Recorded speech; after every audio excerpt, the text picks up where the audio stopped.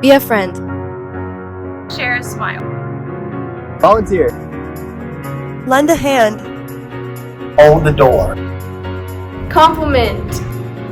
So recently I've been doing a lot of college auditions, and for each one, a lot of my friends will send me a text message telling me good luck, and then afterwards they'll ask me how it went. Today during fourth period, my friend Sarah complimented my hair. My coworkers are amazing. So when I have a bad day or a great day, to have my coworkers be there for me and be a part of a team and be so kind, whether it's cookies or coffee or a hug or anything.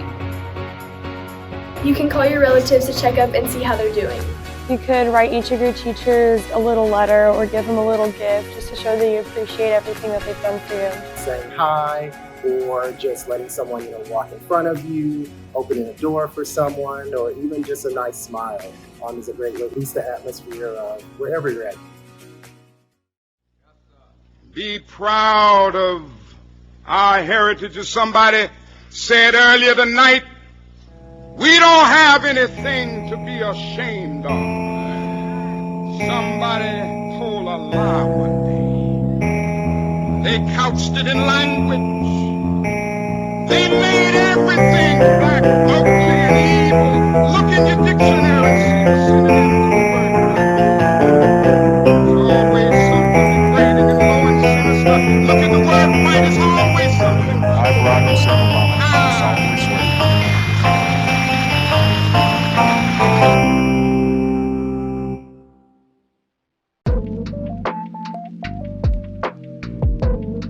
Well, education is essential during every month, but during Black History Month, the sense of urgency is different. I personally see it as a time to educate the masses of the impact that African Americans have made on our existence. Because African Americans are of a minority group, their contributions are sometimes unsung. This is not necessarily deliberate. After all, we often cling to what's most familiar to us, but we would be remiss not to mention that representation matters, right? It is critical to remind our youth that, contrary to opposing beliefs, they are more than capable of doing more and being more, based on the greatness of those who preceded them. There's so many to name, so many educators to name, but there's some that stand true to my heart. Mary McLeod Bethune, civil rights leader, educator, lifelong. She was the founder of Bethune-Cookman College. Daisy Bates and the Little Rock Nine, we know that story about how she was a champion for those 9 students who experienced diversity as they were, or adversity if you would, as they tried to assimilate into a predominantly white school. Marva Collins, who started the West Side Preparatory School, where she served students who were considered unteachable. Rita Pearson, she's the TED Talk guru and had us all to believe that children need a champion. Then we have Edmund Gordon, and he was the founder of Head Start, and we all know how important it is to have a strong foundation as relates to your academic growth. So, and last but not least, Jane Elliott. Jane Elliott is not African American, but she is a woman who is an American diversity educator, if you would. She's known for multiple experiments with just racism and discrimination, and just educating the masses as to the impact that makes in the lives of others. Kehinde Wiley was probably one of the most famous painters, living currently. He studied the old master painting. So if you think about artists like Leonardo da Vinci, right? Names like that most people have heard of. And in those paintings, portraiture specifically, most of the subjects are or were rich and white, right? So he spent a lot of time studying these paintings, and then he basically reproduces them and replaces those figures with normal, everyday black and brown people that he finds on the street. So it's really empowering in that way, and quite clever and really beautiful. So he's definitely like one of my favorite painters. And then Amy Sherald is also a portrait painter. So both of them are really significant to Black history because they are the first Black artists to paint the official presidential portraits for the United States president, right, and First Lady.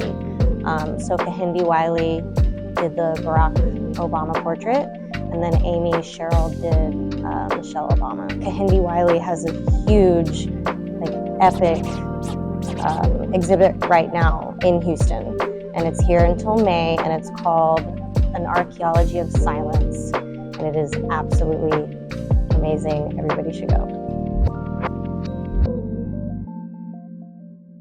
I grew up in the church, so gospel is where I started from.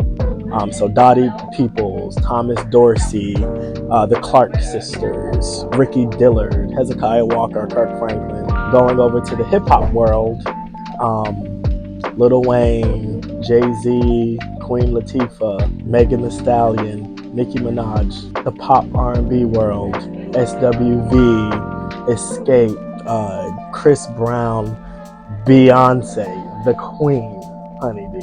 And then going over to musical theater, Billy Porter, J. Harrison G, Alex Newell, Ben Vereen. Those are all people that have shaped who I am as a musician, as a person of the arts, as a lover of the arts. Without Black artists, there will be no music. We created jazz. We created gospel. We created R&B, rhythm and blues. Came from Africa. Most of our music has been inspired by the Black experience, by the Black culture, by the lifestyle. Most people like our music. And I think if you take the Black experience, a Black artist away, I dare say music will be very bland. We add color to things. It's a huge impact on music. Hi, I'm Hannah. And I'm Lauren. And we're the student leaders for this year's Unity Game. Hi, I'm Miss Terry. I am a co-sponsor for the Stratford Unified Club. The Unity Game is a big event between Stratford High School and Memorial High School.